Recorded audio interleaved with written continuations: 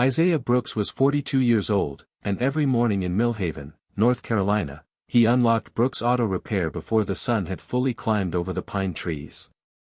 He did it quietly, the way he did most things. No music blasting. No complaints shouted into the morning. Just the scrape of an old key in a stubborn lock, the soft groan of the garage door, and the smell of cold metal, motor oil, and coffee from the thermos his son Noah had bought him 3 Christmases ago. His hands were broad, dark, and permanently marked by work, with thin scars across the knuckles and grease tucked deep beneath the nails no soap could fully reach. Some people in town saw those hands and thought they knew the whole story. A black mechanic. A single father. A man with an old truck, worn boots, and bills stacked neatly beside a kitchen radio that only worked when it wanted to. But Noah knew better. Noah knew those hands had packed school lunches before sunrise, fixed bicycles for neighborhood kids who could not pay, braided patience into every hard day, and held steady when life tried to shake their little home apart. Isaiah had raised his son alone since Noah was 6, and now, at 21, Noah still came by the garage between community college classes to sweep floors, answer phones, and remind his father to eat something besides black coffee and vending machine crackers. That Monday began like any other. Fluorescent lights flickered awake above 2 open service bays. Rain tapped gently against the windshield of a rusted pickup waiting for a brake job. Isaiah stood under the hood of a blue sedan, listening to the uneven cough of its engine like a doctor listening to a tired heart. By 8:30, Mrs. Alvarez had dropped off banana bread for him. By 9, Sheriff Alan Mercer had driven past without waving. By 9:15, old men at the diner across the street had already started their usual talk about taxes, football, and how Isaiah's garage sat on land that would be worth more if someone else owned it. Isaiah heard things. He always had. He heard the way people lowered their voices when he walked into the courthouse. He heard mothers at school years ago ask if Noah was safe over there, as if love had a zip code. He heard customers call him honest with the same surprise they might use for a magic trick. He never fed their suspicion with anger. He had learned a long time ago that some people waited for a black man's temper because it made their fear feel righteous. Isaiah refused to give them that gift. Near noon, while Noah was labeling a cardboard box of old spark plugs, the first black SUV rolled slowly onto Maple Street. Then a second. Then a third. The diner window went still. Men stopped mid-sip. A woman leaving the pharmacy paused with her keys in her hand. The vehicles were too polished for Millhaven, too silent, too expensive for a street where most folks still measured wealth by whether a truck started in winter. Isaiah looked up only when the SUVs stopped in front of his garage. Rain slid over their tinted windows in clean silver lines. The driver of the first vehicle stepped out and opened the rear door. A young white woman emerged in a tailored cream coat, elegant and composed, her dark blonde hair pinned back with the kind of quiet precision that made people assume she had never once been late on a bill. Behind her came another woman, striking in a navy suit, carrying a leather medical bag. From the third SUV stepped the youngest, graceful, polished, and trembling just enough that only someone like Isaiah would notice. The town noticed their clothes. Their cars. Their confidence. Isaiah noticed the way the youngest woman's fingers curled around the strap of her purse like she was holding herself together. Something felt wrong. Noah stepped beside his father, wiping his hands on a rag. "Dad," he murmured, "you know them." Isaiah did not answer right away. The oldest woman removed her sunglasses. Her eyes moved over the peeling sign above the garage, the oil-stained concrete, the old red toolbox by the wall, and finally Isaiah himself. For one breath, all the polish left her face. She was not a powerful woman then. Not a lawyer, not an heiress, not whatever the town was already deciding she must be. She looked like a child standing in the rain, trying not to cry. Across the street, someone whispered, "Those are the Whitaker girls." Isaiah's hand tightened around the wrench. He had not heard that name spoken with that tone in 15 years. Before we go deeper into what he discovered that day, tell us where you're watching from and do not forget to subscribe, because what happened next changed the way everyone in Millhaven looked at him. The woman in the cream coat walked forward slowly, careful with each step, as if the garage floor was sacred ground. Sheriff Mercer's cruiser turned the corner and stopped hard at the curb. The diner door opened. Phones came out. Isaiah remained still. Calm. Grease on his hands. Coffee going cold behind him. The young woman stopped 3 feet away, her guarded face breaking in a way no camera could understand. Then she looked down at the old red toolbox beside Isaiah's boot. A small faded sticker was still stuck to its side, half peeled, covered in dust and time. 3 tiny handprints. Purple, yellow, and green. Her lips parted. The youngest woman behind her made a sound like a memory had just found its way back into the room. And then the oldest whispered, "Dad, you kept it." 15 years earlier, the rain in Millhaven came down so hard it turned the roads silver. Isaiah Brooks was 37 then, tired in the bones but still moving, because fathers did not get to stop just because the world felt heavy. His 6-year-old son, Noah, was asleep in the passenger seat of the old Ford truck, his small backpack tucked under his feet, a lunchbox with a cracked blue lid resting against his knee. Isaiah had finished a late repair job at the paper mill, the kind nobody wanted because the floor was slick, the air smelled like wet cardboard, and the pay barely covered gas and groceries. Still, he had taken it. Noah needed new sneakers. The electric bill had come with a red stamp. And Isaiah had learned to make peace with work that bent his back, as long as it kept his boy warm. The windshield wipers dragged across the glass with a tired rhythm. On the radio, a preacher's voice faded in and out beneath the static. Isaiah drove slower than usual along Route 17, past the boarded-up feed store, past the laundromat with one flickering sign, past the old bus shelter nobody used after dark unless they had nowhere else to go. That was when he saw them. At first, he thought it was trash bags caught under the shelter roof. Then lightning opened the sky for half a second, and the shapes became 3 little girls pressed together on the wooden bench, too still for children in a storm. Isaiah eased his foot off the gas. Noah stirred beside him but did not wake. The truck rolled to the shoulder, tires crunching over wet gravel. Isaiah sat there for a moment, one hand on the wheel, watching through the rain. 3 white girls. Dressed too nicely for that place. One had a coat with gold buttons. One had patent leather shoes ruined by mud.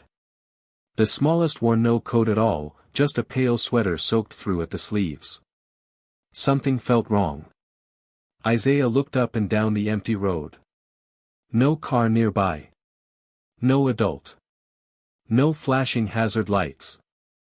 Just rain, pine trees, and the weak yellow glow of the shelter lamp buzzing above them like it wanted to give up. He turned off the engine, took his old denim jacket from behind the seat, and stepped into the storm.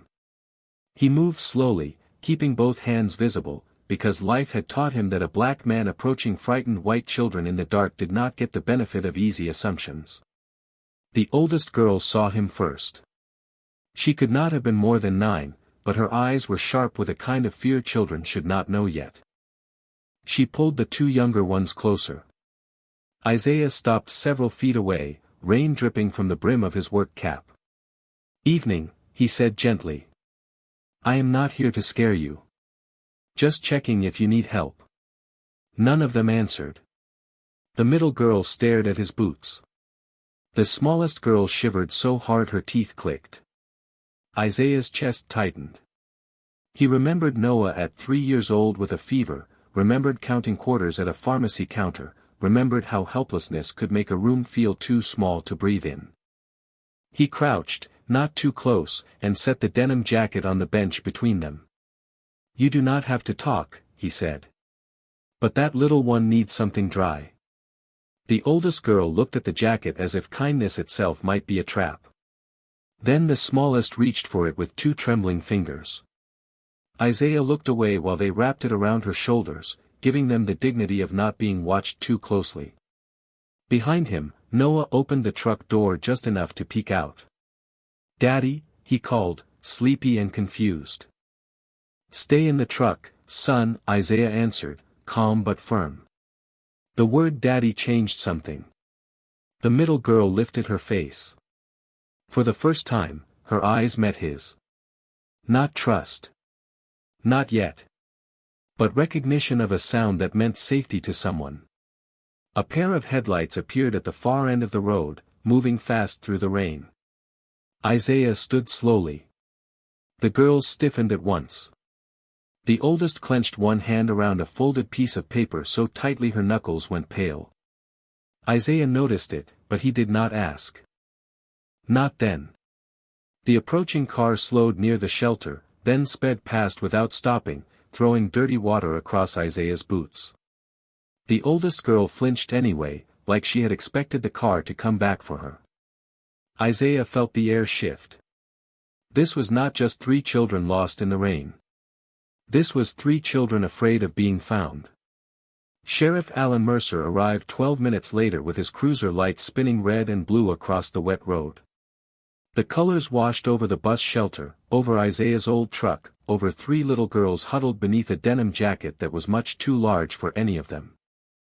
Isaiah stood under the weak yellow lamp with both hands relaxed at his sides, not because he had done anything wrong, but because he understood how quickly a picture could become a story in the wrong eyes. Mercer stepped out first, tall and heavy-set, rain rolling off the brim of his hat. His gaze moved from the children to Isaiah, then to Noah watching from the truck window. He did not ask if anyone was hurt. He did not ask why 3 children were alone on Route 17. He looked at Isaiah like Isaiah had created the problem by being the one who stopped. "Brooks," Mercer said, voice low. "You want to tell me what this is?" Isaiah kept his tone even. "Found them sitting here in the rain. No adult around. Little one was freezing." Mercer glanced at the girls. The oldest tightened her grip around the folded paper in her fist. The middle one tucked her muddy shoes under the bench. The smallest had disappeared almost completely inside Isaiah's jacket, her pale face peeking out like she was hiding inside a weathered piece of shelter. "You touched them?" Mercer asked. The question landed harder than the rain. Isaiah felt it. Noah heard it too, because his small face changed behind the glass.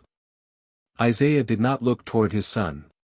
He would not let the boy see anger take the wheel. "No," Isaiah said. "I set my jacket down. They took it." Mercer gave a short nod, the kind that did not mean belief, only procedure. A second patrol car pulled in behind him. Then Denise Parker from County Social Services arrived in a beige sedan, her hair pinned up poorly, her coat thrown over pajamas, her face carrying the tired mercy of a woman called out too many times after dark. She hurried toward the shelter with a clipboard under one arm. "Oh, Lord," she whispered when she saw the girls. She knelt several feet away, gentle, careful. "My name is Denise. Can you tell me your names?" Silence. The rain answered for them. Mercer walked closer to Isaiah and lowered his voice, though not enough. "You should have kept driving." Isaiah looked at him then, calm but direct. "They were children. They are also not your concern," Mercer said. "This is going to turn into rich people trouble, and when rich people trouble gets ugly, men like you get blamed first." Isaiah's jaw shifted once. That was all. He looked past Mercer at the smallest girl, whose shivering had slowed but not stopped. "Then write down that I called it in and waited," Isaiah said. "Write down that I kept my distance. Write down that they were wet, scared, and alone." Mercer studied him, irritated by the steadiness. Some men knew what to do with shouting. They did not know what to do with dignity. Denise tried again with the children. "Do you know your mother's phone number? Your address? Anything at all?" The oldest girl stared at the road. Her lips pressed together until they nearly disappeared. Isaiah noticed the paper again, folded into a small square, soft at the edges from rain. The child held it like it was the last instruction left in the world. Noah pushed his door open wider. "Daddy, can they sit in the truck? It is warmer." Every adult turned toward him. The boy froze, suddenly aware he had spoken into a room full of fear. Isaiah's heart pulled toward him, but his voice stayed soft. "Not yet, son." Denise looked at Noah, then back at the girls. Something in her expression changed. "Maybe," she said carefully, "we can at least get them out of the rain." Mercer exhaled through his nose. "We wait for instructions." "From who?" Isaiah asked. Mercer did not answer right away.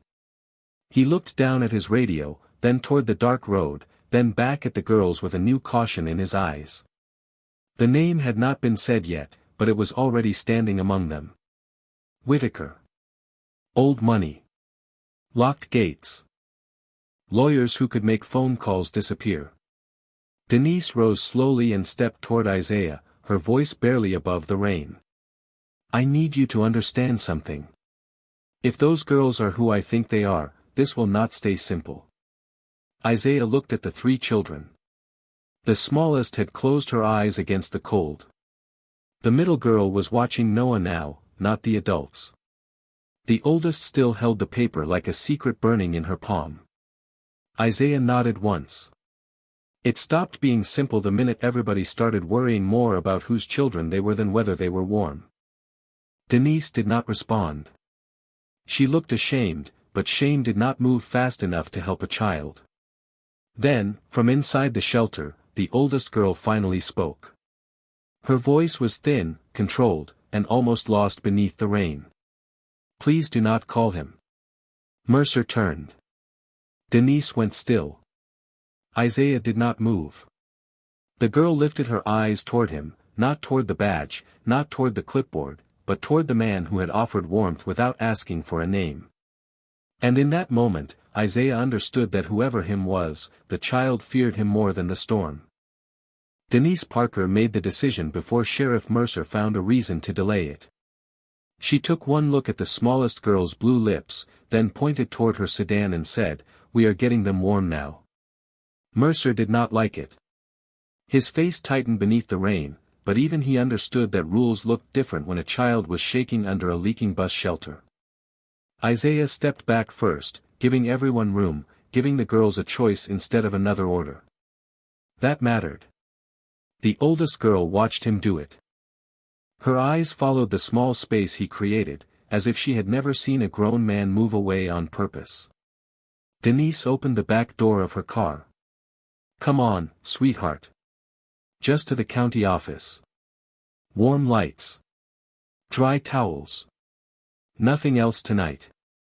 The middle girl did not move until Noah climbed out of Isaiah's truck holding his lunchbox. He was small, sleepy, and serious in the way little boys became when they could feel adults failing around them. He walked to the edge of the shelter and placed the lunchbox on the bench. "There is half a peanut butter sandwich," he said. "It is not wet." Isaiah almost told him to get back in the truck, but the words stopped behind his teeth. The smallest girl looked at the lunchbox. Then at Noah. Then at Isaiah. Slowly, like the world might punish her for wanting something, she reached for it. The oldest girl whispered, "Lily." It was not a warning exactly. It was a name. The first one they had given. Denise heard it. Isaiah heard it. Mercer heard it too, and immediately lifted his radio. The oldest girl saw the motion and went stiff. Isaiah raised one hand slightly, not toward Mercer, but toward the air between them. "No need to make it loud," he said. Mercer stared at him. "Do not tell me how to do my job." Isaiah's voice stayed level. "I am asking you not to scare her." That quiet sentence settled over the shelter heavier than thunder. Nobody answered. They drove to the county social services building with Isaiah following behind Denise, Noah buckled beside him, the wipers beating time against the windshield. The girls sat in Denise's car, three pale faces in the rear window, wrapped in emergency blankets that flashed silver whenever headlights passed. At the office, the fluorescent lights buzzed overhead. The waiting room smelled like old coffee, wet carpet, and lemon cleaner. Denise brought towels. Mercer made calls in the hallway. Isaiah stood near the vending machine with Noah against his side, not invited in, not told to leave, caught in that familiar place where decency had brought him through the door but suspicion kept him near the wall. The girls sat together on a vinyl couch. Denise asked gentle questions. Can you tell me your last name? Do you know where your mother is? Were you left there by someone? Nothing. Lily held Noah's lunchbox with both hands. The middle girl stared at a water stain on the ceiling. The oldest, the one Denise would later learn was Madison, kept the folded paper hidden inside her sleeve. Isaiah watched the room the way he watched engines. Noticing what knocked. What misfired. What went silent right before something broke. Then he saw the old break room through a half-open door. A hot plate. A tin of powdered cocoa. A stack of paper cups. He looked at Denise. May I? She was too tired to argue and too human to refuse. Kitchen is back there. Isaiah washed his hands longer than necessary, scrubbing oil from his palms under lukewarm water. He made 3 cups of cocoa, not too hot, stirring each one slowly with a plastic spoon. He found a packet of crackers and set them beside the cups. When he came back, Mercer stopped talking on the phone. Denise looked surprised. Isaiah did not approach the girls directly. He placed the cups on the low table and stepped away. You do not have to talk tonight, he said. Just get warm. Lily looked at the cocoa like it was a candle in a dark room. The middle girl reached first, wrapping both hands around the cup. Harper, Madison whispered, a little sharper this time. Another name. Isaiah stored it quietly. Not as evidence. As trust. Lily took a tiny sip, then closed her eyes. Noah smiled, relieved in a way only a child could be. For several minutes, there was only rain against the windows and the soft sound of 3 girls breathing through warmth. Then Madison looked at Isaiah. Really looked at him. Her voice came out small, but steady enough to change the room. Mom said if anything happened, find a place with tools. Isaiah felt something cold move through him. Denise lowered her clipboard. Mercer stopped in the hallway. Madison's fingers slid into her sleeve and touched the hidden paper. She did not hand it over yet. She only stared at Isaiah's grease-stained work shirt, at the name Brooks stitched above his heart, and whispered, she said men who fix broken things know how to listen. The room changed after Madison said those words. Not loudly. Not in a way a stranger passing the social services building would have noticed. The rain still tapped the windows. The fluorescent lights still hummed. Sheriff Mercer still stood in the hallway with his radio near his chest. But inside that little waiting room, something had shifted. Isaiah Brooks did not move closer. He did not ask for the paper. He did not crowd the child with questions just because she had finally opened the door. He stayed beside the low table, his hands clean now but still rough, the smell of cocoa rising between them like a small mercy. Your mother told you that? Denise asked softly. Madison looked down at her cup but did not drink. Her wet hair clung to her cheeks, and for the first time Isaiah saw how hard she was working not to tremble. She was 9 years old and already carrying herself like the last adult in a broken room. She said if we got separated, we should look for tools, Madison whispered. Not badges. Not suits. Tools. Mercer's mouth tightened. That does not make any sense. Isaiah looked at him once. Quietly. No challenge in it. Just enough to make the sheriff stop talking. Harper held her cocoa with both hands. Lily had crumbs on her sweater from Noah's sandwich, and Noah, sitting beside Isaiah's knee, watched her with the careful concern of a boy who knew what it meant to have very little and still want to share.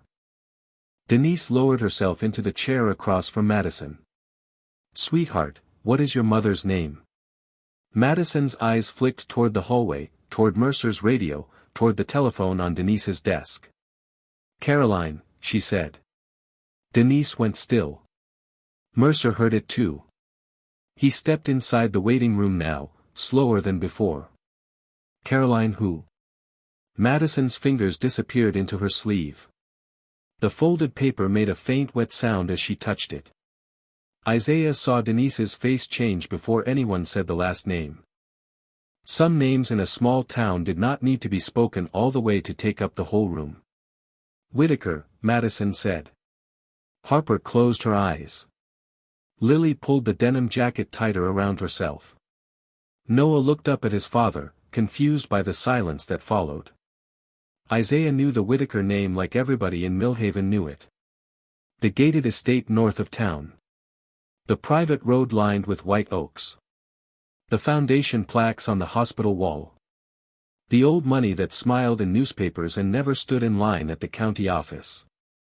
Caroline Whitaker had been on every television in the state 2 weeks earlier, elegant and striking in a dark suit, standing beside the glass headquarters of Whitaker Holdings while reporters shouted questions about her father's will, the company board, and rumors that she was unfit to lead. Isaiah remembered seeing her face on the muted television at the diner while he picked up a takeout order for Noah. A polished white woman with guarded eyes. Beautiful in the distant way marble was beautiful. Cold only because the world had taught her not to appear breakable. By the next week, the news said she had left town for treatment. Some people said she had abandoned everything. Some said grief had finally caught her. Some said rich women broke quietly behind locked doors. Isaiah had not paid much attention then. Rich sorrow still looked far away when your own sink was leaking and your son needed help with spelling words. But now Caroline Whitaker's daughters sat in front of him with rainwater in their shoes. Denise reached for the phone, then hesitated. Mercer did not hesitate. "I need to call this in." Madison's face emptied. Not cried. Not panicked. Emptied. That scared Isaiah more. He had seen children get loud when they were afraid. This child disappeared inside herself. "Wait," Isaiah said. Mercer turned on him. "Brooks, step back." Isaiah did. One step. His dignity did not require winning the room. It required seeing what everyone else was missing. Madison's hand came out of her sleeve at last. The paper was folded twice, edges torn soft by rain, ink bleeding in places. She did not give it to Mercer. She did not give it to Denise. She held it toward Isaiah. He looked at Denise first, asking permission without words. Denise nodded, barely. Isaiah took the paper like it might bruise. He opened it slowly beneath the buzzing light. Most of the message had blurred, but one line remained dark enough to read. "Keep them away from Bellamy." Isaiah did not know who Bellamy was. Not yet. But Mercer's face changed when he saw the name, and that told Isaiah the paper was not just a warning. It was a door into something powerful people had already tried to close. The first 72 hours were supposed to be temporary. Denise Parker said it 3 times, maybe to reassure the girls, maybe to reassure herself. Temporary placement. Emergency supervision. Just until the proper relatives could be contacted. Isaiah heard the words and understood the paper version of them. He also understood the look on Madison's face when Mercer said a private family representative would likely arrive by morning. The child did not cry. She simply folded inward, as if her body had learned how to take up less space when adults made dangerous decisions. By sunrise, the storm had passed, leaving Millhaven washed clean in a way that felt dishonest. The roads glittered. The pine trees dripped. At the county office, Lily slept against Harper's shoulder beneath Isaiah's denim jacket, and Noah slept in a plastic chair with his head against his father's side. Isaiah had not slept at all. He stood by the window with a paper cup of coffee gone cold in his hand, watching the parking lot as if the answer might pull in under the gray morning sky. Around 7:30, Denise came out of her office holding a stack of forms. Her face looked older than it had the night before. "There is no confirmed safe relative yet," she said quietly. "And the girls will not separate." Isaiah looked toward the couch. Madison was awake. She was pretending not to listen. "What happens now?" he asked. Denise lowered her voice. "I can place them in an emergency foster home 2 counties over, but they would probably be split by age." Or, she stopped there, because the rest sounded too large to say to a man already raising a child alone in a house behind a garage. Isaiah looked down at Noah, then at the 3 girls, then at the old jacket around Lily's shoulders. He had $7 in his wallet. A refrigerator with eggs, milk, and half a pot of beans. A son who needed sneakers. A roof that complained every time it rained. He also had a spare room full of broken carburetors, boxes of receipts, and 1 narrow window facing the alley. It was not enough. But sometimes enough was not what children needed first. Sometimes they needed someone willing to begin before knowing how the bills would end. "They can stay with us tonight," Isaiah said. Denise blinked. "Isaiah. You said temporary." "I said temporary because that is the only word the system gives me when I do not know what tomorrow is going to do." He nodded. "Then give me tomorrow." Mercer, standing near the doorway, let out a low sound that was almost a laugh. "You think you can just take in 3 Whitaker girls like stray puppies?" Isaiah turned slowly. His voice did not rise. "Do not speak about children like that." The room went quiet. Mercer's face hardened, but Denise stepped between them with the forms. "Emergency kinship-style placement is not simple. You are not kin. There will be background checks. Home inspection. Court review. Questions you will not like." "I have answered questions I did not like before," Isaiah said. "Ask them." By noon, Denise had followed him to the small house behind Brooks Auto Repair. She saw the peeling porch paint, the clean kitchen, Noah's spelling words taped to the refrigerator, and the little bedroom Isaiah had already started clearing. He carried out oily machine parts, old tires, and a cracked toolbox he had owned since he was 19. Noah swept the floor without being asked. Madison stood in the doorway holding Lily's hand, watching the room become something else. Harper touched the windowsill, testing whether it was real.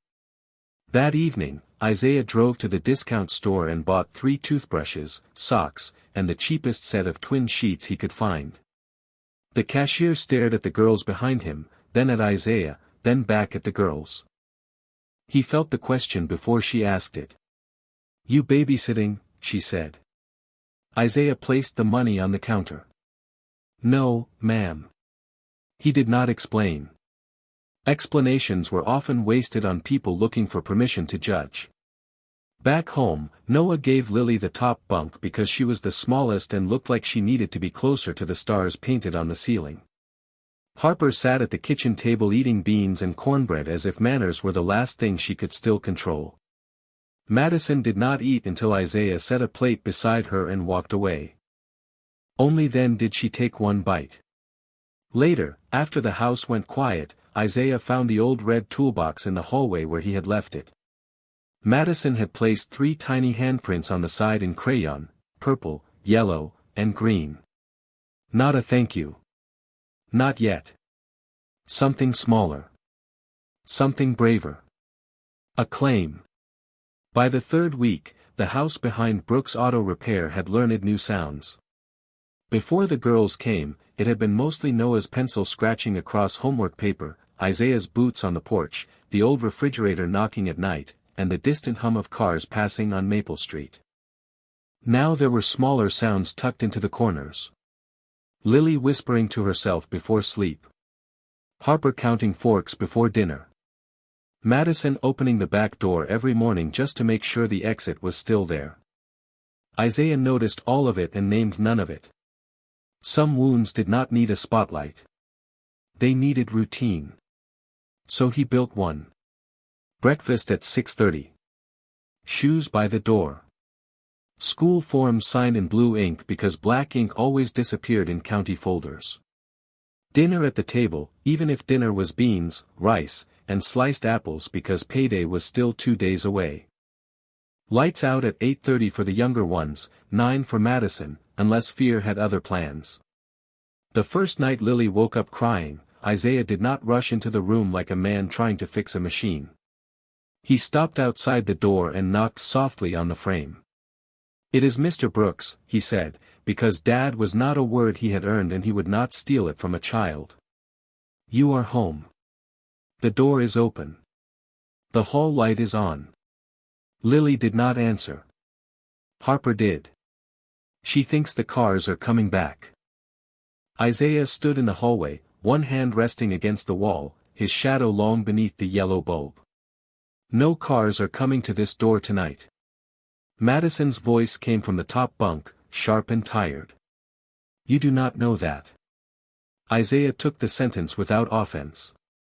Children who have been disappointed by adults often mistook honesty for danger. "You are right," he said. "I do not know everything. But I know I checked both locks. I know Noah is asleep across the hall. I know I am sitting in the kitchen until morning if that helps." No one spoke after that. But when he went back to the kitchen, carrying his Bible, a mug of black coffee, and a blanket around his shoulders, he heard Lily's crying soften into uneven breathing. He stayed in the chair until dawn. In the morning, he made pancakes badly. Too thick in the middle, too brown at the edges. Noah laughed and called them tire cakes. Harper smiled before she remembered not to. It lasted only a second, but Isaiah saw it. He saw everything children tried to hide while healing. He saw Madison slip half her breakfast onto Lily's plate. He saw Lily tuck Noah's cracked blue lunchbox under her chair as if it belonged near her. He saw Harper rinse her cup without being asked, then stand frozen by the sink, waiting to be corrected for doing it wrong. "Thank you," Isaiah said.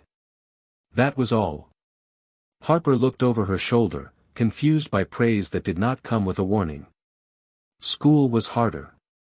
Millhaven Elementary had bright bulletin boards, polished floors, and adults who spoke kindly while looking at Isaiah like he was a paperwork problem. The principal, Mrs. Greer, was a neat white woman with pearl earrings and a voice smooth from years of managing difficult conversations. She looked at the girls, then at Isaiah's work shirt, still faintly marked with grease despite his best effort. "This is an unusual placement," she said. Isaiah nodded. "Yes, ma'am. The Whitaker family may have preferences regarding their education. Until somebody shows up to care for them," Isaiah said quietly, "they still need to learn long division." Mrs. Greer blinked. Noah looked down to hide a smile. Madison watched Isaiah from beside the office chair. She had expected him to shrink. He did not. He stayed respectful, but he did not vanish. That afternoon, when the children came home, Madison placed a crumpled worksheet on the kitchen table. A family tree assignment. The top box said Mother. The next said Father. Madison had left both blank. Isaiah saw the paper and felt the ache of it before she spoke. "I do not have to do it," she said. Mrs. Greer said I can skip it. Isaiah wiped his hands on an oil rag and sat across from her. "Skipping is allowed," he said. "But blank spaces do not get to boss you around forever." Madison stared at him. Harper stopped tying her shoe. Lily looked up from the floor where she was drawing stars with broken crayons. Isaiah slid the paper back gently. "You can write what is true today. Not what people expect. Just what is true." Madison picked up the pencil. Her hand trembled once. In the father box, she did not write Isaiah. Not yet. She wrote, "The man who stayed in the kitchen."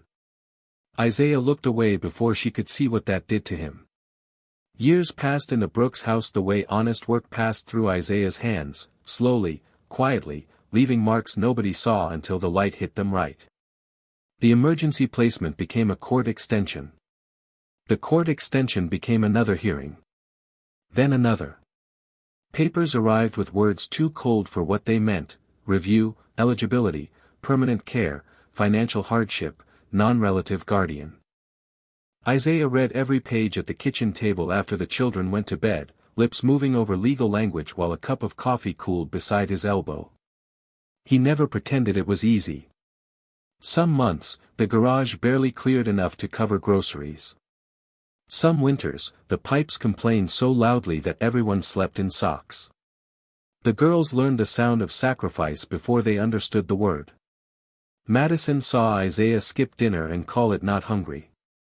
Harper saw him patch Noah's old jacket so she could wear it to school. Lily saw him count cash in the pantry, then come out smiling like math had not just hurt him. Millhaven saw something else. Millhaven saw a black mechanic raising 3 white girls with a famous last name and decided it had the right to explain him. At church bake sales, women lowered their voices when he walked past. At the grocery store, someone asked if the Whitaker money had started coming in yet. It never had. At the gas station, a man laughed and said Isaiah must have found the smartest retirement plan in North Carolina. Isaiah tightened the cap on his fuel tank, looked the man in the eye, and said, "Children are not a plan." Then he got in his truck and drove home with Noah sitting silent beside him, learning once again that strength did not always need volume. The girls heard rumors too. Madison heard a classmate say Isaiah was only keeping them until rich people came with a check. Harper heard a teacher call their home situation complicated in a voice that made it sound dirty. Lily heard another mother at pickup whisper that those poor little girls deserved a proper family. That afternoon, Lily climbed into Isaiah's truck, folded her hands in her lap, and did not speak for 6 miles. Isaiah let the silence ride. He had learned not to pull pain out of children before it was ready. Finally, she asked, "Are we improper?" Noah, older now, turned sharply from the front seat. Isaiah kept both hands on the wheel. Rain dotted the windshield, soft as fingertips. "No, baby," he said. "You are loved. Some people just do not know proper when it does not come with a big house and a gate." Lily looked out the window. "Our old house had a gate." Isaiah nodded once. "Then maybe gates are not what keep people safe." That sentence stayed with her longer than he knew. By middle school, the girls had begun becoming themselves inside the shape of his steadiness. Madison argued with school officials like a small lawyer whenever Harper's anxiety was mistaken for attitude. Harper carried bandages in her backpack because she could not stand seeing anyone hurt, even a scraped knee on the playground. Lily drew houses with wide porches, low windows, and doors that opened without keys. Noah became their brother in every way that mattered, teaching them how to ride bikes, how to throw a football, how to ignore people who wanted their pain to perform. Isaiah watched all 4 children grow around his kitchen table, and when pride came, he kept it gentle. Too much praise could make wounded children suspicious. So he said things like, "Good work," and "Try again," and "I am here," which, over time, became their family language. Still, the town did not soften. Sheriff Mercer remained polite in public and watchful in private. Mrs. Greer called too often about small things. Strangers sometimes slowed in front of the garage, hoping to see scandal through the open bay doors. Isaiah never gave them one. He rose before sunrise. He fixed brakes, replaced belts, changed oil, packed lunches, signed permission slips, and sat through parent nights in a clean shirt that never quite lost the smell of gasoline. Once, after a school board meeting where a man suggested the girls might benefit from placement in a more suitable environment, Madison stood outside beside Isaiah's truck, shaking with anger. "Why do you let them talk like that?" she demanded. Isaiah opened the passenger door for Lily, then looked back at Madison. "Because they are waiting for me to become the man they already decided I am." Madison's eyes filled, but she refused to cry. "And what are you?" Isaiah smiled tiredly. Late for dinner. She hated that answer then. Years later, she would understand it was not avoidance. It was discipline. It was a man choosing home over humiliation, children over pride, love over the cheap satisfaction of proving cruel people wrong too soon. 15 years later, the morning of Isaiah Brooks's trouble began with a letter folded into a plain white envelope and slid beneath the garage door before sunrise. He found it when he unlocked Brooks Auto Repair, the paper damp at one corner from the mist rolling off Maple Street. Noah was already inside, grown now, taller than his father by half an inch and still sweeping the same concrete floor he had swept as a boy. Isaiah read the letter twice beneath the fluorescent lights. He did not curse. He did not sit down. He only folded it carefully along the same crease and placed it beside his cold coffee.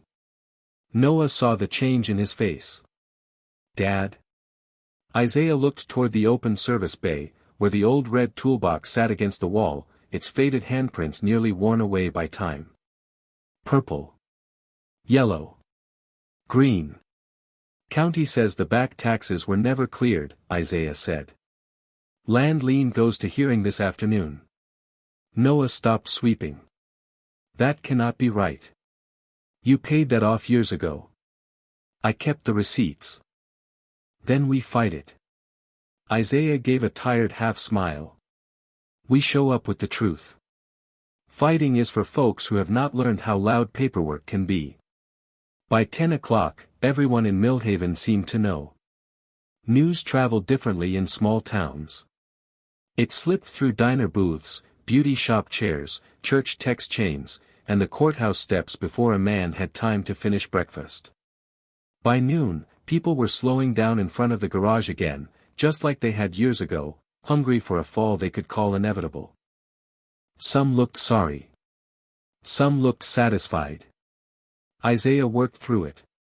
He changed a battery for Mrs. Alvarez, fixed a loose belt on a delivery van, and refused payment from an old veteran whose truck had stalled near the pharmacy. "Pay me Friday," he said, though both men knew Friday might not change anything.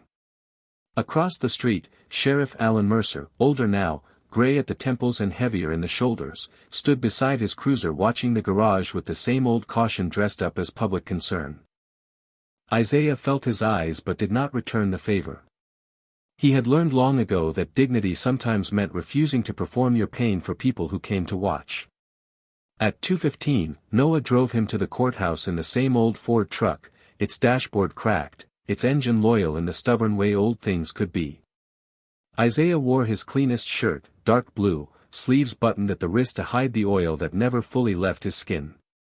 In the passenger seat, he held a folder of receipts, court notices, foster care papers, school awards, old tax records, and 3 birthday cards the girls had made when they were small.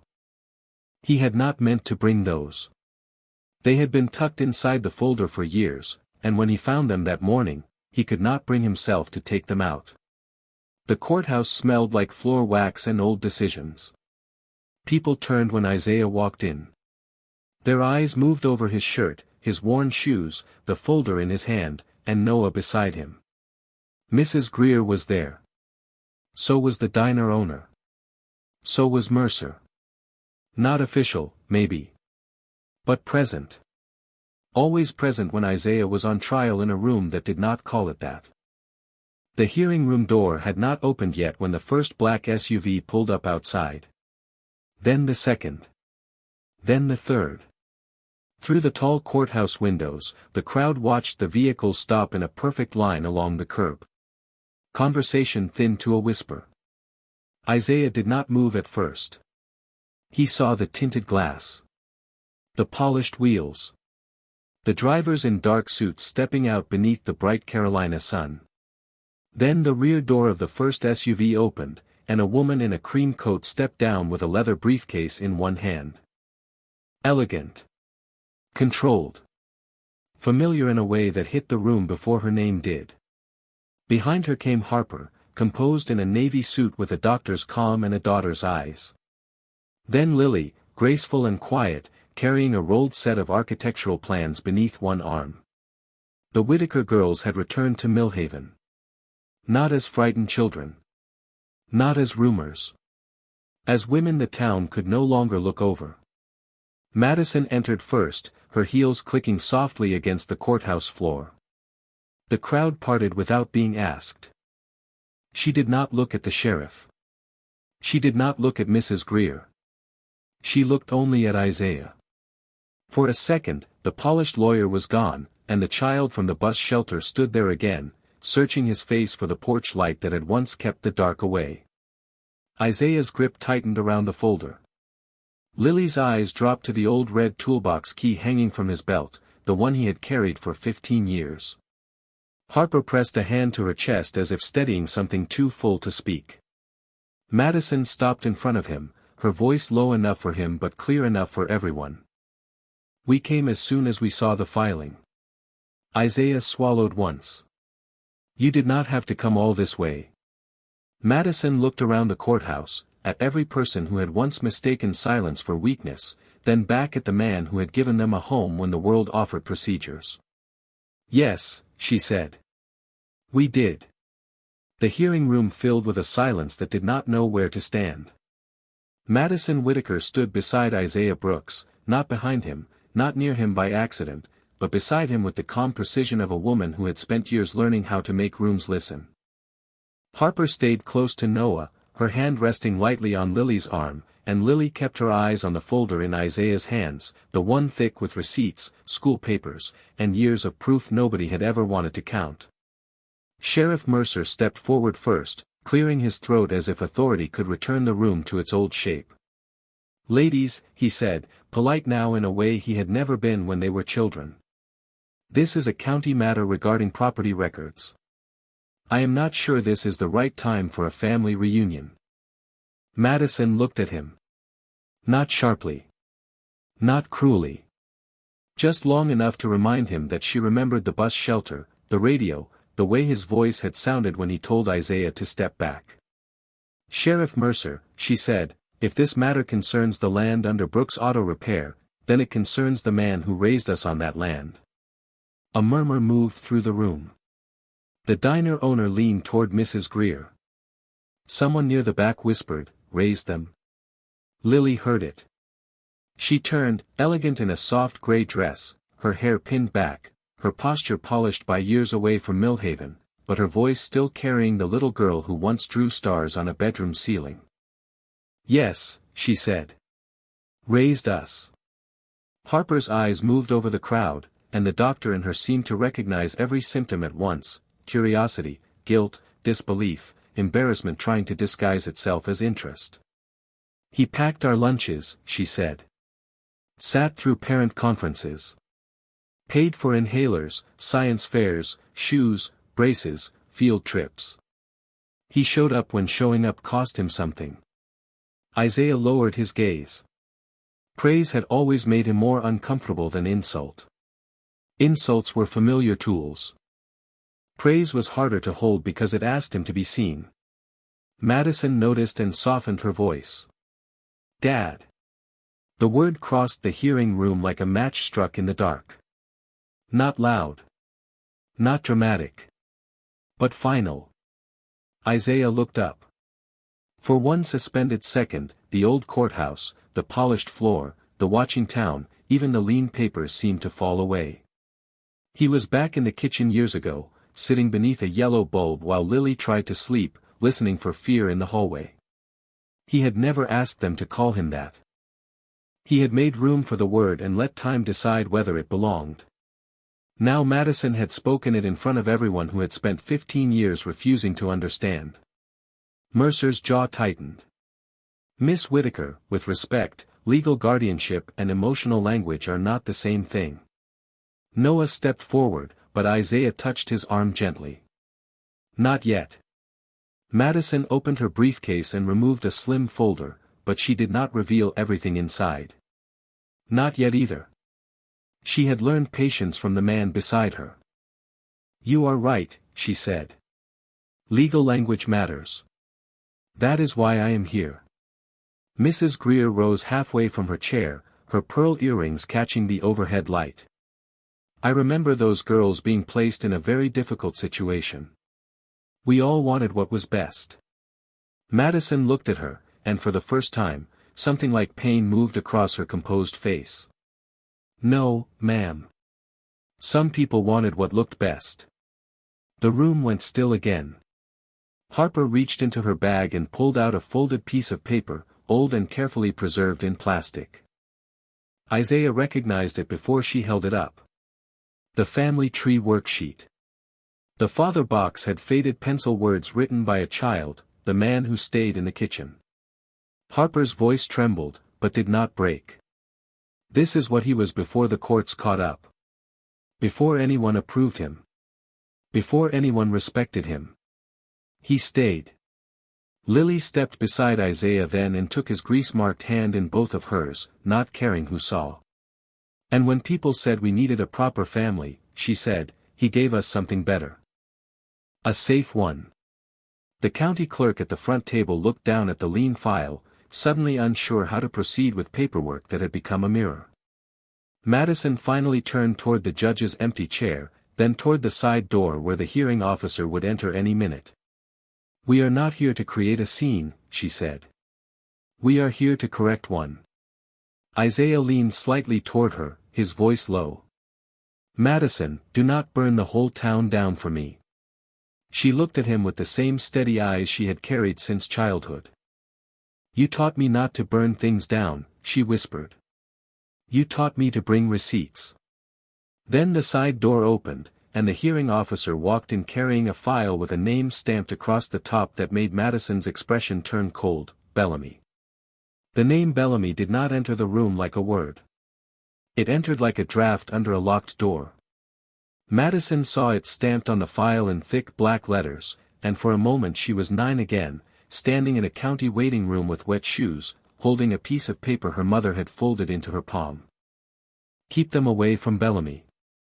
Isaiah saw the change in her face and understood that the past had not come back loudly. It had come back wearing a county seal. The hearing officer, a narrow man with silver glasses and a tired voice, took his seat and adjusted the microphone. This matter concerns delinquent land assessments attached to the parcel currently operating as Brooks Auto Repair, he began. Records indicate that a claim was initiated through Bellamy Legal Trust Services on behalf of a prior lien holder. Noah looked at his father. Isaiah remained still. He had seen engines seize without warning. He had seen belts snap, hoses burst, batteries die in winter. But paperwork had a quieter cruelty. It could take a man's life apart without raising its voice. Madison stepped forward before the hearing officer could continue. Sir, I am Madison Whitaker. I am an attorney licensed in North Carolina and New York, and I am requesting a pause before this hearing proceeds. The hearing officer looked over his glasses. On what grounds? Madison placed one folder on the table. Not all of them. Just one. On the grounds that the lien appears to originate from a trust instrument connected to Richard Bellamy, who served as counsel to Whitaker Holdings and to my mother, Caroline Whitaker, during the period when my sisters and I were removed from her care. A ripple moved through the room. Caroline's name had not been spoken in that courthouse with tenderness in years. To most of Millhaven, she had become a headline, then a rumor, then a cautionary tale told by people who liked their tragedies simple. Harper lowered her eyes, but Lily watched Madison with quiet pride. Isaiah looked at the folder on the table and felt the old waiting room return to him, cocoa, rain, a child's hand holding a warning. The hearing officer frowned. Miss Whitaker, that may be a family matter, but this docket concerns property taxes. Yes, sir, Madison said. And that is why it matters.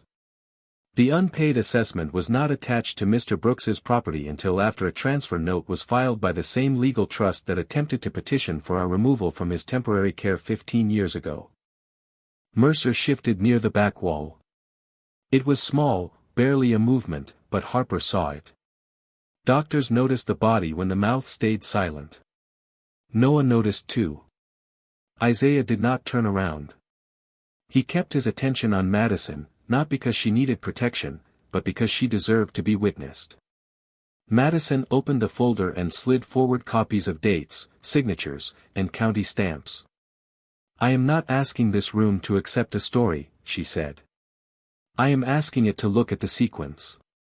First, my mother was declared medically unavailable by documents signed through Bellamy's office. Then my sisters and I were marked for transfer to a private facility associated with a Whitaker family trust. When that failed, when Isaiah Brooks kept us safe long enough for the court to review the case, the property beneath his garage began accumulating charges that were never mailed to his correct address. The hearing officer lifted one page. These notices show delivery. Madison nodded. To a post office box that Mr. Brooks has never owned. A different kind of silence followed. Not shock. Recognition. The slow discomfort of a room realizing the man they had judged might have been standing under a shadow built by someone else. Mrs. Greer's face paled. Mercer looked toward the door. Isaiah finally spoke, his voice low. Madison. She turned.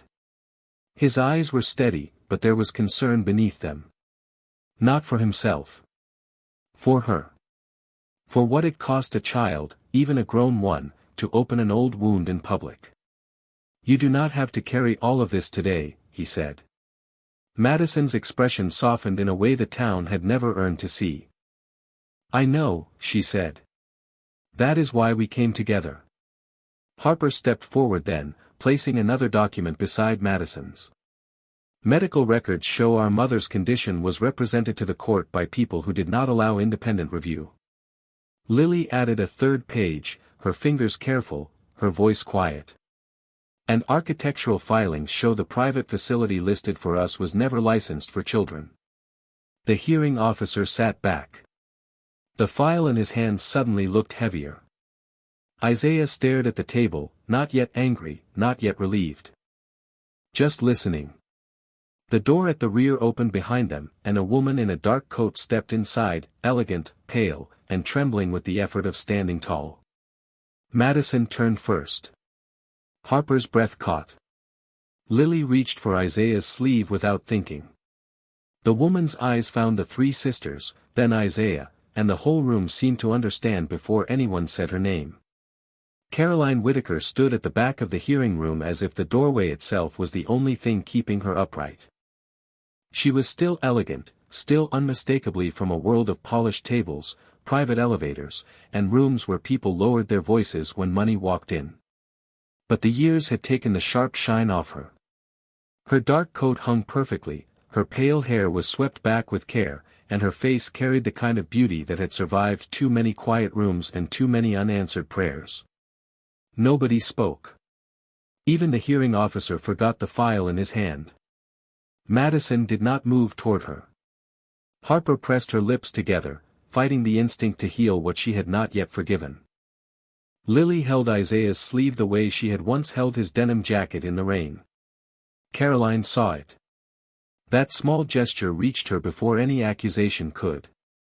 Her daughters were grown women now, composed and graceful and strong, but the hand Lily placed on Isaiah's sleeve told the whole story of where safety had lived. Caroline's eyes filled, yet she did not let the tears fall. Perhaps she had spent too long in places where emotion was used against her. Perhaps she simply did not believe she had earned the right to weep in front of the children she had lost. Madison, she said softly. Madison's face tightened. Not with hatred. With history. Mother. The word was formal, careful, and it hurt every person in the room who understood what distance could do to a family.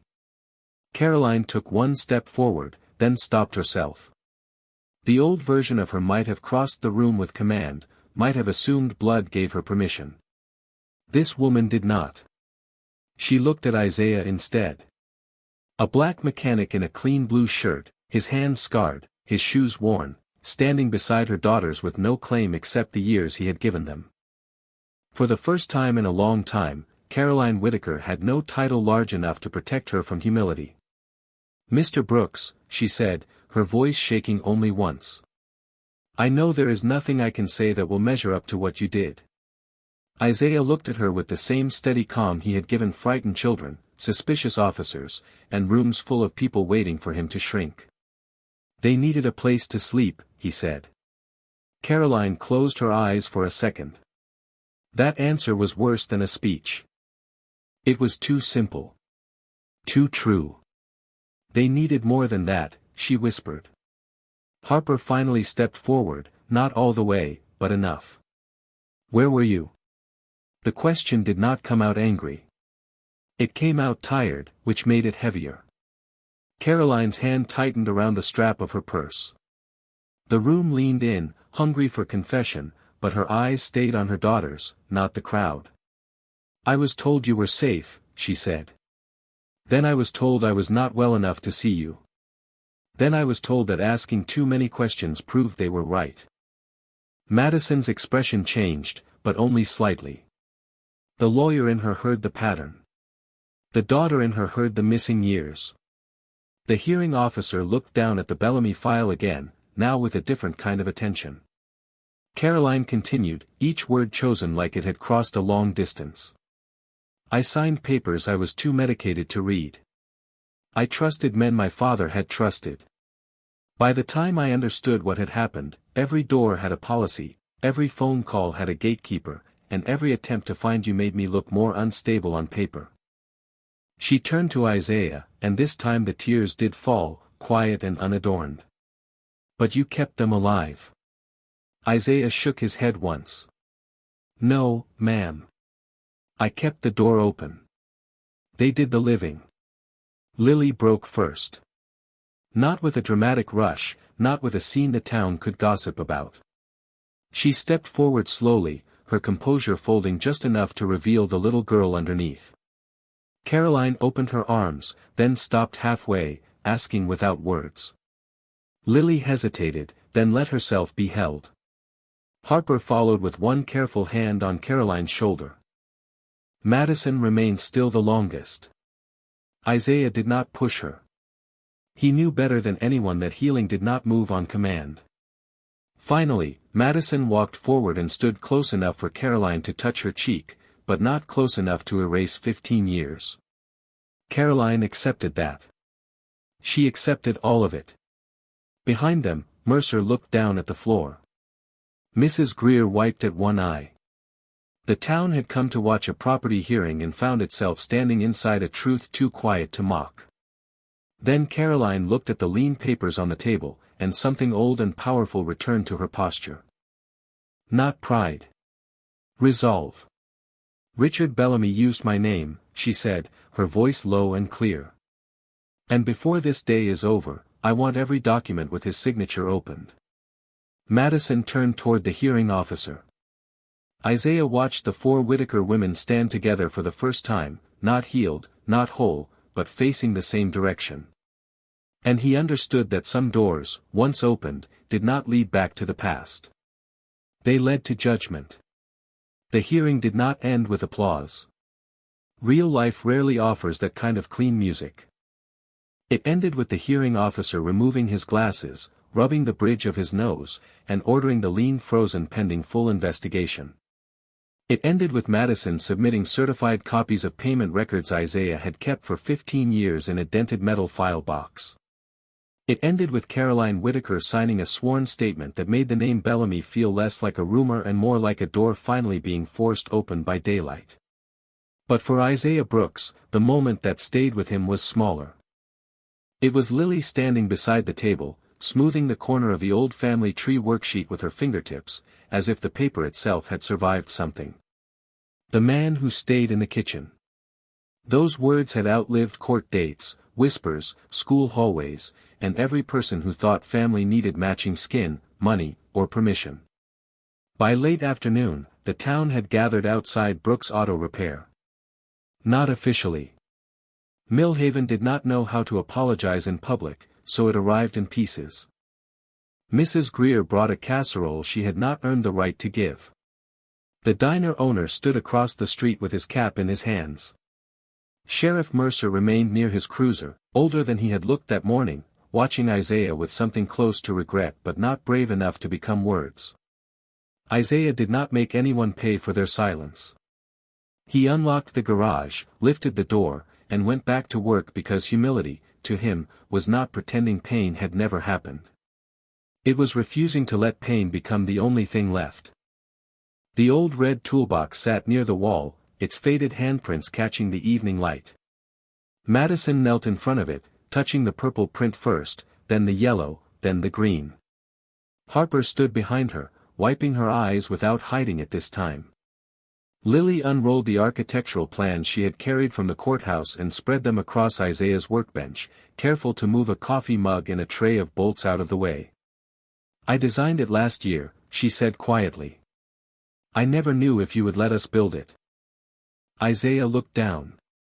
The plans showed the garage, the little house behind it, and a new building beside the alley with wide windows, a covered porch, family rooms, counseling offices, a kitchen large enough for shared meals, and a sign over the front entrance, "Brooks House Foundation. For children who need more than shelter."